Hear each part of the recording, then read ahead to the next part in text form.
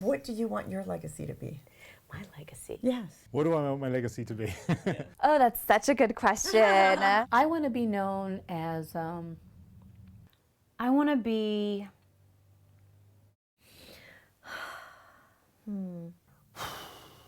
Oh, God, I thought this would come. I told Yvette we're driving over here. I'm like, yeah, what do you want your legacy to be?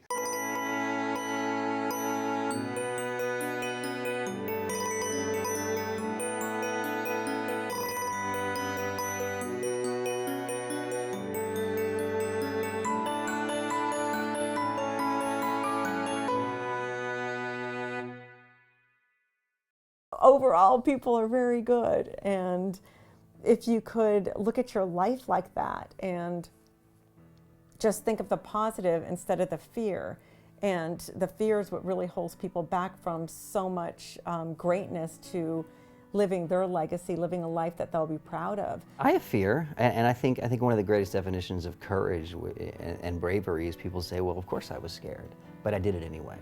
Actually, from all of that escalating to me really not knowing what to do and going to a very, very dark place, I really felt God. And that's literally from that moment forward, I knew I had a purpose.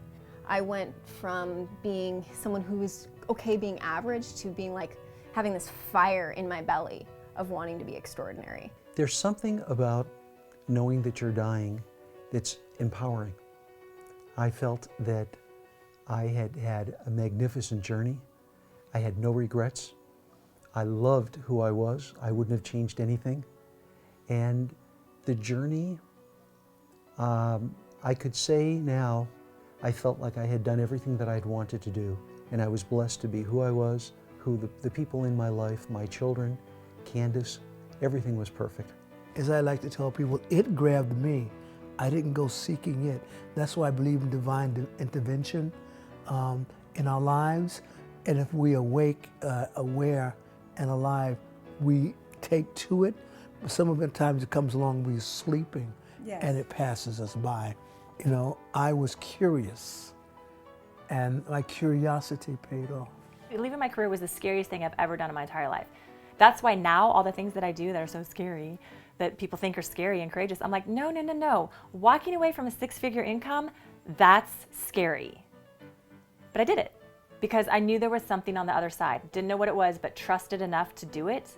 And then life expanded and opened up in ways I could never imagine, and I would do it 100 times again. Because when I see that it impacts people and they leave situations that might have been harmful for them, then it was worth me going through that and growing through that, because it's now helping someone else. So what advice would you give someone today who wants to do what you did or recreate something like that? Your motive.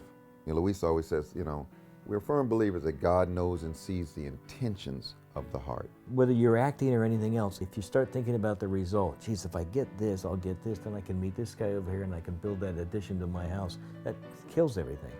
So it's all about one little moment at a time of what you're being given the opportunity to do. How do I find my purpose in life? I don't believe your purpose is about finding it, it's about choosing it. You choose your purpose in life, and you move toward those things. So just as you choose your purpose in life, you choose the things that are to become your talents, the things that you have the natural affinity toward. Where are you drawn? Number one, I would figure out what are they most passionate about. I think it's going to be very difficult for anyone to go do something long-term, no matter how much money is associated with, unless they're passionate about it. So that's number one.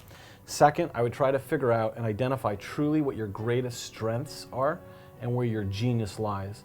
Things that you do that just naturally come easy and time flies. That's really what my whole life has resulted from, is showing up and being willing to do what's in front of me to do. And so I know that whatever comes in, good or bad, is a lesson, is a gift. And I really look at this like this is a soul journey here. You know, so many times we're so busy going to what's the next mission. Well, there's gonna be a bazillion missions. Yeah.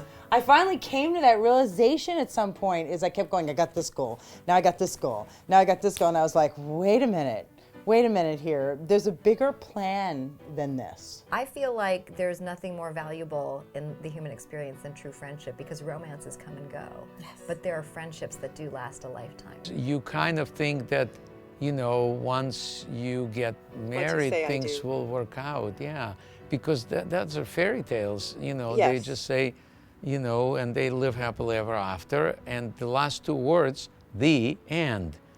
Yes. It's like, wait, how? Yeah, what happened? Well, All you the forgot, messy stuff in between. You forgot to tell us this. Yeah, What Act 2. Exactly. So this has been 18 years of trying to figure out the Act 2. What I've discovered as I've gotten older is that I love singing, I love performing. That's my bullseye in life, I know it. When I'm on stage and the music starts, I just am exported into this amazing place, and I know I can take people on this ride with me. So it's super fun for me.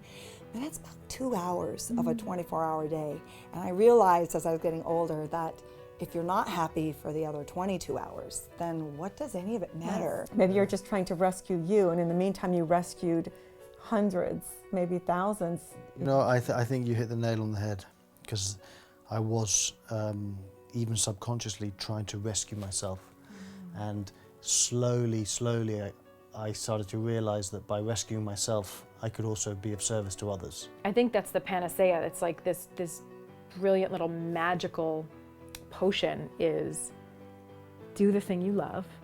When you do that, it starts to change, without sounding too magical and weird, it changes your vibration of, you know, your happiness does, and it radiates out. And I find that when I'm happiest and doing the things I love, that life really falls into place a lot easier. That's our mission. Our mission is to bring this divine message from these incredibly brilliant speakers, and to communicate that to people so they know they have choice, they have options, that they can say yes when there's a no, they can say no when there's yeses, that there's options, that there's different ways of living, and different ways of being that they might not have resources to. So I get to communicate and provide those messages that inspire people's positive growth and change. That's what I get to do. The way to cultivate beautiful friendships is to come from a place of authenticity yourself. If you are being authentic, then you will magnetize towards you other people whose authentic selves resonate with your authentic self. Set a very clear intention, my heart was open, I was ready, and I did inner child work that helped with me being able to trust myself to make good decisions. And I think that was part of why I was able to have my heart open with her. Yeah, just be open to anything. I just want love, and to receive love, to give love with a soul. So one last question, what do you want your legacy to be? My kids. I want my kids to not have the demons that I have.